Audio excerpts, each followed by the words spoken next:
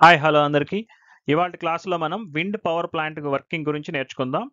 So, wind power plant wind నుంచి electricity ఎలా generate చేస్తామనేది క్లియర్ కట్‌గా మనం ఈచ్ అండ్ ఎవ్రీ పార్ట్ గురించి ఎక్స్‌ప్లనేషన్ ఈ వీడియోలో చూద్దాం. ఓకే.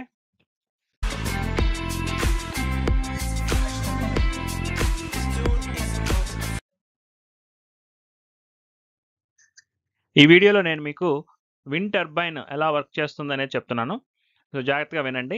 యానిమేషన్‌లో మీకు విండ్ మిల్లు అంటే విండ్ టర్బైన్ చూపించి దాంట్లో జనరేటర్ అండ్ ఎలాగా వర్క్ అవుతుంది అండ్ కనెక్షన్స్ ఎలా ఉన్నాయనేది క్లోజ్‌గా చూపిస్తాను ఒకసారి. First of all wind vane కొంచెం జూమ్ చేస్తాను చూడండి ఈ వీడియోని.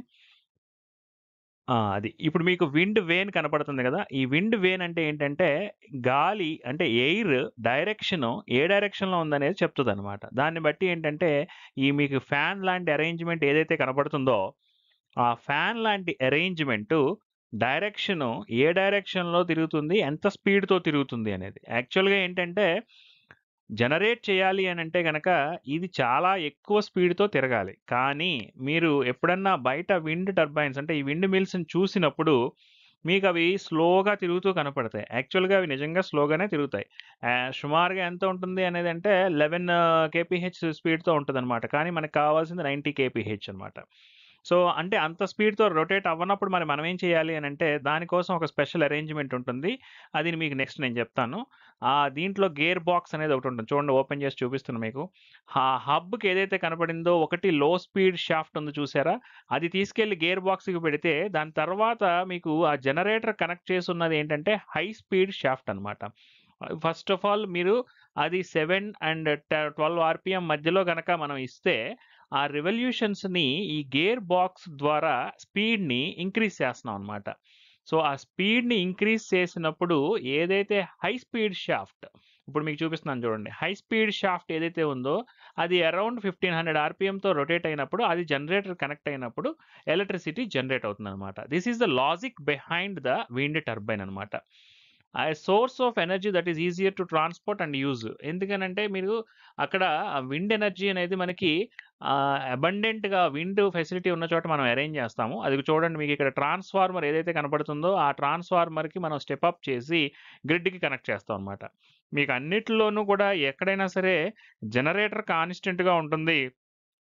మీరు చూడండి వీడియోలో గమనించినట్లయితే మీకు ఆ జనరేటర్ డిఫరెంట్ విండ్ మిల్స్ నుంచి ఎలాగా జనరేట్ అవుతుందనేది చూపించడం జరిగింది. ఓకేనా? ఇదన్నమాట. This is about wind turbine working. Okay.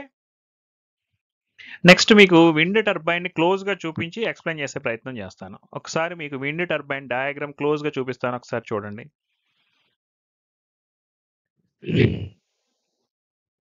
So, దీంట్లో ఇక్కడ మీకు కనపడే part each and every part గురించి మనం మాట్లాడుకుందాం. సో, ఇక్కడ ఏమేమి ఉన్నాయి మీకు చూడండి.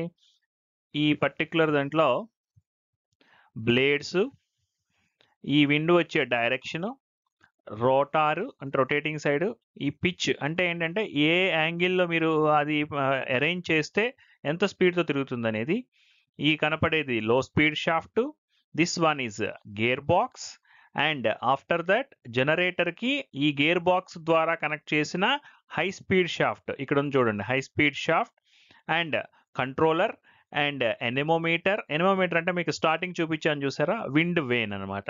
సో, ఈ డైరెక్షన్స్‌లో మనం ఈచ్ అండ్ ఎవ్రీ పార్ట్ గురించి తెలుసుకోవడం జరిగింది. ఇది about wind turbine inner structure అనమాట. ఓకే. నెక్స్ట్ మీకు ఈ డయాగ్రామ్ ఎందుకు చూపించానంటే విండ్ టర్బైన్‌ని మనం ఎగ్జామ్‌లో రిప్రజెంట్ చేయాలి అనంటే డయాగ్రాము ఇంతకు ముందు చూపించిన డయాగ్రామ్‌ని మీరు ఎగ్జామ్‌లో రిప్రజెంట్ చేయలేరు. అందుకనే ఈ సింపుల్ సింగిల్ లైన్ లేఔట్ మీకోసం నేనిక్కడ ఇచ్చాననమాట.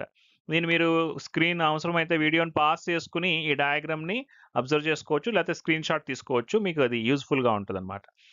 ఇక్కడ ఇది ఎగ్జామ్‌లో డ్రా చేయడానికి ఈజీగా ఉంటది. మీకిక్కడ ఏం కనపడుతుంది చూడండి. మనం అక్కడ ఏదైతే మాట్లాడుకున్నామో ప్రతీదీ ఇక్కడ మనం రిప్రజెంట్ చేసాం. దిస్ వన్ ఈ విండ్ టర్బైన్ డైరెక్షన్ సింపుల్‌గా ఇలా డ్రా చేయొచ్చు. అక్కడి నుంచి గేర్ సిస్టమ్ అండ్ కప్లింగ్ సిస్టమ్‌ని ఒక బ్లాక్ డయాగ్రామ్ లాగా డ్రా చేసాము. తర్వాత అక్కడి నుంచి జనరేటర్ కనెక్ట్ అయ్యుంది. జనరేటర్ నుంచి సప్లై ఎక్కడికెళ్తుంది మనకి? పవర్ గ్రిడ్‌కి వెళ్తుందనమాట. సో, ఇది ఇక్కడ ఫీడ్‌బ్యాక్ సిస్టమ్ లాగా ఒక కంట్రోలర్‌ని అరేంజ్ చేసామనమాట. ఈ జనరేటర్‌కి, కంట్రోలర్‌కి ఏంటి అంటే ఈ ఒక్కడ వచ్చే స్పీడ్‌ని బట్టి ఈ గేర్ సిస్టమ్‌లో ఉన్న స్పీడ్‌ని ఇంప్రూవ్ చేస్తున్నామనే కాన్సెప్ట్‌ని మీరు బాగా గుర్తుపెట్టుకొని, అది హై స్పీడ్ షాఫ్ట్ ద్వారా జనరేటర్ కనెక్ట్ అవుతుంది. అంటే మీరు ఇందులో గుర్తుపెట్టుకోవాల్సిన వర్డ్స్ ఏంటి? విండ్ టర్బైన్‌తో పాటుగా ఒక లో స్పీడ్ షాఫ్ట్, ఒక హై స్పీడ్ షాఫ్ట్ ఉంటుందని గుర్తుపెట్టుకోవాలి. విండ్ వేన్ ఉంటదని గుర్తుపెట్టుకోవాలి. ఎప్పుడైనా సరే పవర్ ప్లాంట్స్‌కి ఎస్పెషల్లీ డ్రా చేసేటప్పుడు లేఅవుట్లు గాని, బ్లాక్ డయాగ్రామ్స్ గాని డ్రా చేసేటప్పుడు ఈ ఫ్లో ఏదైతే ఉందో ఈ డైరెక్షను, ఇది ఆ డైరెక్షన్‌లోనే ఉండాలి. అంటే ఈ పార్ట్ ఇటు గాని, ఈ పార్ట్ ఇటు గాని మీరు డ్రా చేస్తే అది మిస్టేక్ అవుతుంది. మార్క్స్ సరిగ్గా రావు. కొంచెం కేర్‌ఫుల్‌గా ఈ డయాగ్రామ్స్ డ్రా చేసేటప్పుడు మాత్రం కొంచెం కేర్‌ఫుల్‌గా నేర్చుకోవాలి. ఓకేనా? నెక్స్ట్ విండ్ పవర్ అడ్వాంటేజెస్ చూద్దాం. Wind is a type of clean energy. దానివలన పొల్యూషన్ ఉండదు.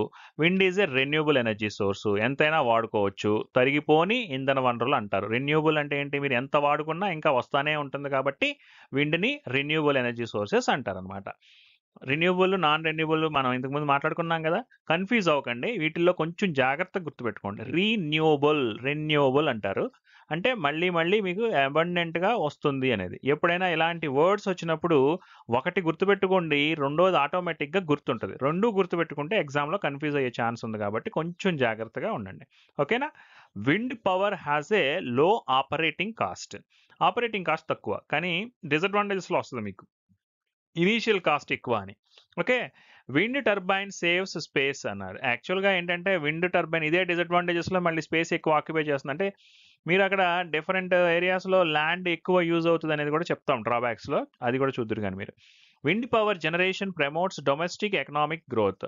ఇక్కడేంటనంటే ఎకనామిక్ గ్రోత్ అనేది పెరుగుతుంది అంటున్నారు. ఓకేనా? డిసడ్వాంటేజెస్ చూడండి. Wind turbines can be dangerous to some wildlife. అంటే ఇవి అటవీ ప్రాంతం లాంటి చోట మనం పెడితే ఆ వైల్డ్ లైఫ్‌కి డేంజరస్. ఎందుకంటే అదంతా క్లీన్ చేసేస్తారు కాబట్టి.